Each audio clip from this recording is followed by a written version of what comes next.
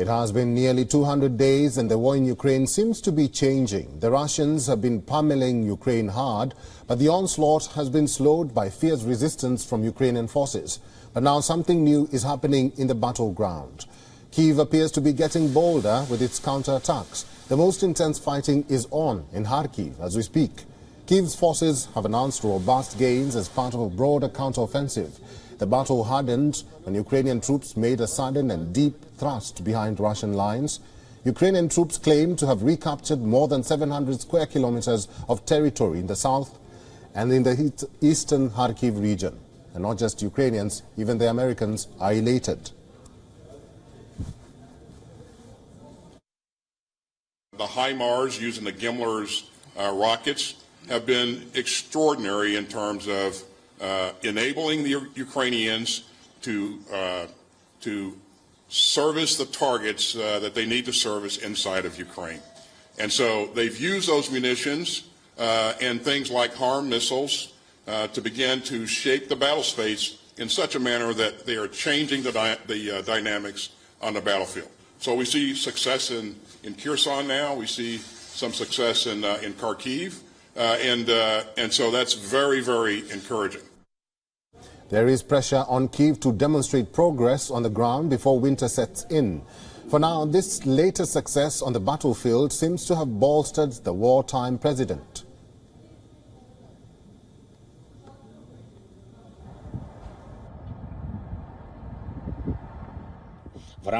During the course of defensive operations, which are still underway, our heroes have liberated dozens of settlements. And today this tendency continues and there are new results. In total, since September 1st, more than 10,000 square kilometers of our territory were liberated. Thanks to all who ensured it. Thanks to the army, intelligence officers, special forces officers, for every Ukrainian flag which was raised these days. Western intelligence says the gains will be a serious blow for Russia. Russia, on the other hand, has confirmed fighting in the Kharkiv region area, but has not acknowledged any territorial losses. Russia says it is dispatching reinforcements to the Kharkiv region. The Kharkiv region borders Russia and its main city. Kharkiv has for months been struck by Russian missiles after Moscow failed to take it in the early stages of its onslaught, which was launched on February 24th. Kyiv says at least 10 people were wounded when the center of Kharkiv city was hit by Russian rocket fire on Friday. Zelensky's top aide says the attacks were revenge for Ukrainian success on the battlefield. While it's not clear which side has the upper hand as the war grinds on, there are claims and counterclaims which remain mired in the fog of war. But there are indications that Kyiv is getting bolder by the day, aided by Western weapons, and it is picking up targets deep within Russian territory. 2 days back, Kyiv for the first time acknowledged that it had launched the audacious attack on Russian air base in Crimea. Ukrainian Army's commander-in-chief says the attack had been carried out by missiles or rockets. The Russian Defense Ministry says at the time that aviation munitions had been detonated at the base through negligence.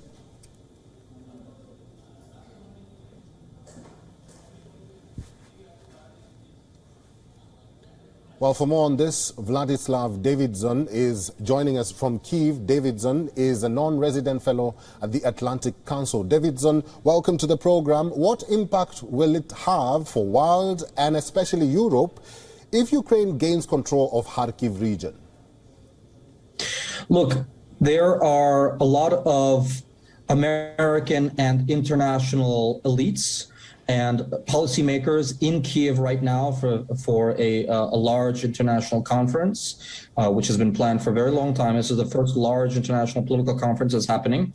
Blinken was in town, Secretary of Foreign Relations of the United States. So obviously there are political reasons why the assault is taking place now, but the Ukrainians are doing incredibly well, it seems, and they're taking a lot of territory very quickly. And in some places it looks like the Russian line has collapsed in Kharkiv and somewhat less in Kherson, but more in Kharkiv. And if they do retake all the lost territory around Kharkiv, which is just a few kilometers, 40, 50 kilometers from the Russian border, it really looks like the Russian army, supposedly the second army in the world, cannot hold territory once it blitzkriegs it. What impact will it have if Russia reinforces their forces?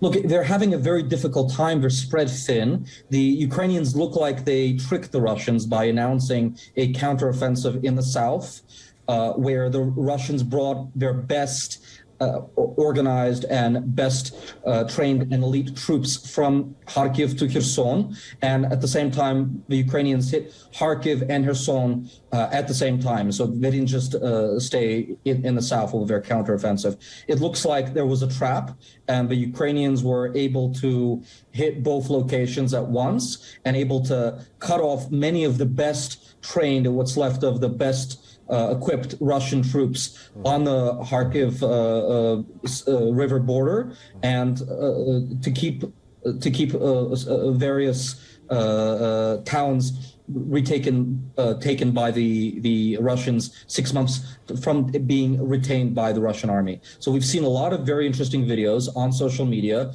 of Ukrainians, often women, old women, cheering Ukrainian troops as they're retaking their towns after 7 months of occupation.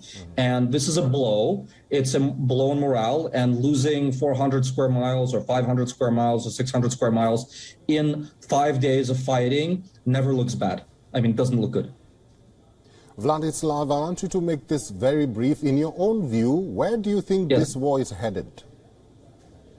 Well, there's going to be a difficult point for the Ukrainians in the winter when the Europeans are going to be withholding support. So I do think that the Russians are going to lose in the long term. It's going to take until the spring, but they're losing very quickly. They're losing territory. They have not been able to mobilize the troops that they need. So unless they have a mass mobilization, they bring in 150,000 troops, people from these cities that don't want to fight, they don't have the manpower to continue fighting off Ukrainian counteroffensives. Now, they could have a mass mobilization, but there'll be huge political repercussions for President Putin, and it doesn't look like they're ready to do that yet.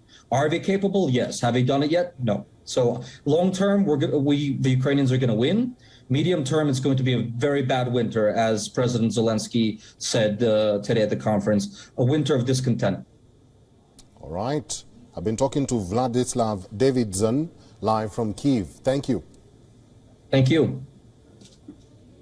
Now, for a different perspective on the developments about the war, joining us now is Fred Ware, who is a Russian affairs expert. Fred, welcome to the program. With the latest, do you think there is any reason to celebrate for Ukraine, considering the offensive in Kharkiv?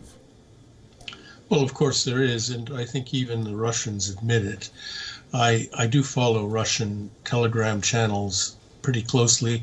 They have a lot of war correspondents embedded down there, and they're all signaling that they were taken by surprise by this offensive in the north, in Kharkiv region. The Ukrainians have adopted new tactics. They're using not old Soviet playbook, but I guess new tactics that they've learned from NATO training. So anyway, the Russians are on the back foot right now, and they admit it. They may have lost Balakleya, which is the first big city that the Ukrainians would have encountered. And if the Ukrainians carry on in the coming days to take Izium, for example, they will cut the main arteries, the rail and road arteries that with which the Russians supply their forces in the Donbass, in the northern tier of the Donbass arc. So it's a pretty bad situation for the Russians. They do admit it, but they are bringing in massive reinforcements right now, and they say as well that in the south, that offensive that started a week or so earlier has ground to a halt. That Ukrainian offensive is bogged down, has taken very little territory, and they believe they will eventually close off and stop this offensive as well. Fred, in brief, there are claims and counterclaims from both Moscow and Kyiv. In your view, who do you think has the upper hand as the war grinds on? Very hard to say, but I guess at the moment, despite today's news, the Russians do. Russia is not reeling economically from the sanctions and all of the pressures being put on it. I say that living here in Moscow and just having ordered a Chinese dinner from a restaurant which gets delivered. Everything is almost normal here in Moscow, surprisingly enough. And the Russians do have a lot of reserves. And as your previous guest said, if they come to full mobilization, they will bring up a big army. Putin does resist that for political pressures, but I'm not sure that if he ordered it, it wouldn't be carried out. I sense that the Russians are more or less behind their leaders in this situation as bad, terrible as it is. You do not see a lot of discontent from Russians at this point. All right, I've been talking to Russian affairs expert live from Moscow. His name is Fred Ware. Thank you very much. Thank you. WION is now available in your country. Download the app now and get all the news on the move.